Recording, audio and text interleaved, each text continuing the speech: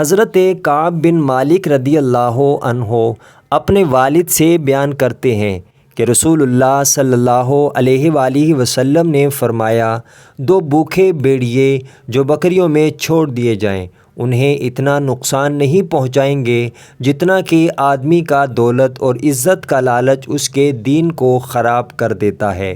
سنن الدارمی حدیث نمبر 2772۔ حضرت واصلہ بن اسقع رضی اللہ عنہ کہتے ہیں کہ نبی کریم صلی اللہ علیہ وآلہ وسلم نے فرمایا، اللہ تعالیٰ فرماتا ہے میں اپنے بندے سے ویسے ہی پیش آؤں گا جیسے وہ میرے متعلق گمان کرتا ہے۔ سنن الدارمی حدیث نمبر 2773۔ حضرت ابو ہریرہ رضی اللہ عنہ فرماتے ہیں کہ ایک دیہاتی نبی اکرم صلی اللہ علیہ وآلہ وسلم کی خدمت میں حاضر ہوا اور عرض کی کہ آپ مجھے کوئی ایسا کام بتلائیے جس پر عمل کرنے سے میں جنت میں داخل ہو جاؤں۔